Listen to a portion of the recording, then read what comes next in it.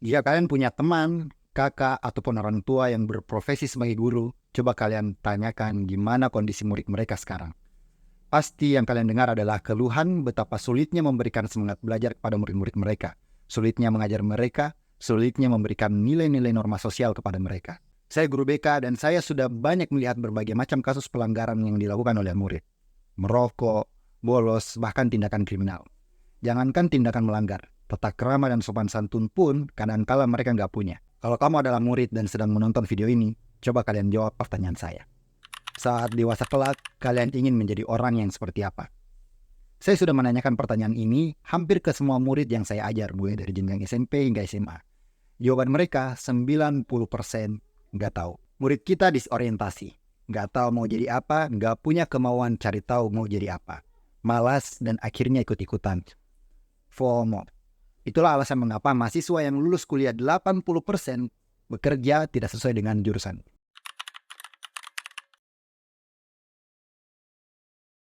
Murid kita nggak dibiasakan untuk berpikir kritis, logis, dan sistematis. Nggak bisa berargumen. Yang bisa mereka lakukan hanya ikut teman. Ikut yang sedang viral, ikut yang sedang tren.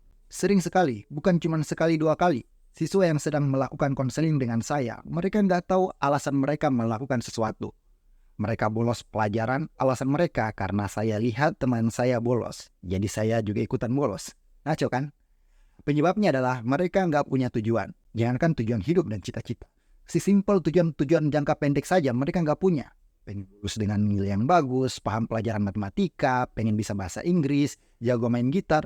Nggak ada. Di kepala mereka nggak ada tujuan sama sekali. Kosong. Nah, jika kalian seorang manusia nggak punya tujuan, yang terjadi adalah tujuan hidup kalian akan ditentukan oleh orang lain, akan ditentukan oleh masyarakat. Sedangkan kondisi masyarakat kita saat ini sangat-sangat memprihatinkan. Itulah kenapa banyak hal-hal ngaco yang terjadi yang dilakukan oleh remaja-remaja yang masih sekolah. Perilaku bullying, nyontek, nggak mau belajar. Bahkan kalau kita lihat skor PISA kita itu sangat rendah. Nah, bagi yang nggak tahu PISA itu apa, PISA adalah semacam asesmen yang mengukur kemampuan berpikir pelajar. Jadi bisa dikatakan murid-murid sekarang banyak yang bodoh. Nah, pertanyaannya adalah mengapa murid kita nggak punya tujuan?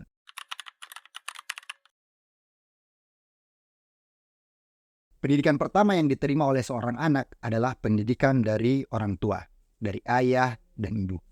Jadi kemampuan berpikir seseorang sangat ditentukan salah satunya dari perlakuan ayah dan ibu kepada anaknya.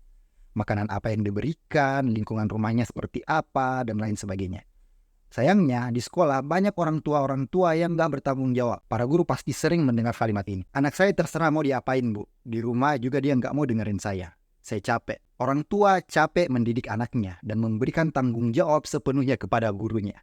Gokil nggak? Nah, orang tua tuh menganggap bahwa ketika ada anak yang tidak disiplin, satu-satunya cara mendisiplinkan adalah dengan kekerasan. Nggak mau belajar, dihukum, nggak ngerjain PR, dihukum, apa-apa dihukum. Sehingga murid nggak inisiatif, tidak menemukan alasan untuk belajar. Dan melatih pikiran mereka, belajar tujuannya untuk tidak dihukum. Padahal belajar tuh tujuannya bukan itu. Belajar tujuannya bukan agar tidak mendapat hukuman. Lebih dari sekedar itu, belajar adalah kegiatan yang harus dilakukan untuk mencapai tujuan. Masalahnya adalah, kembali di awal tadi, murid kita nggak punya tujuan. Jadilah murid-murid yang nggak terbiasa berpikir kritis dan logis, sehingga nggak punya motivasi. Nah, dalam kajian psikologi pendidikan, kita tahu bahwa motivasi terendah seseorang manusia adalah motivasi yang berasal dari luar diri mereka, yaitu rasa takut. Saya nggak bilang memberikan hukuman adalah hal yang dilarang, tapi perlu proses diskusi dulu sebelum memberikan konsekuensi kepada anak. Anak dibiasakan untuk berpikir terlebih dahulu, sehingga kemampuan berpikir sebab akibatnya numbuh. Berpikir kausalitasnya numbuh.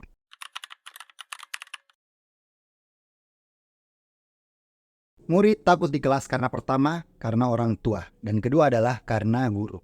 Tidak dipungkiri, kondisi murid sekarang ini juga merupakan hasil didikan guru. Kompetensi guru kita masih jauh dari kata sempurna, termasuk saya. Guru-guru kita hanya berfokus pada pemahaman materi. Kita jarang memberikan pemahaman kenapa saya harus paham materinya. Apa dampaknya bagi kehidupan saya, baik secara langsung maupun tidak langsung. Kita guru-guru masih menggunakan kacamata orang dewasa dalam mengajar di kelas. Gak paham kondisi murid, gak paham selera jokes murid, gak tahu yang sedang ngetren apa, gak tahu hobi dan kesukaan banyak remaja saat ini apa. Sebuah riset mengatakan informasi akan lebih mudah terserap ketika kondisi mood sedang baik. Pertanyaannya, pernahkah kita memperhatikan kondisi mood murid ketika dia belajar? Kita hampir pasti sudah tahu pemberian informasi secara lisan saja gampang terlupakan.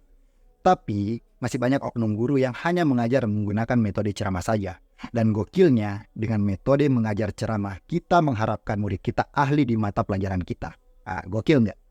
Sehingga yang tumbuh dalam benak murid-murid kita adalah yang penting paham agar nggak kena marah. Motivasinya belajar adalah nggak kena marah. Jadi ketika nggak dapat marah, mereka nggak belajar.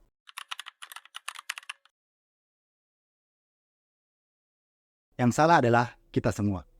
Fenomena sosial yang terjadi di masyarakat, terutama yang berkaitan dengan pendidikan, merupakan hal yang terjadi secara sistematis.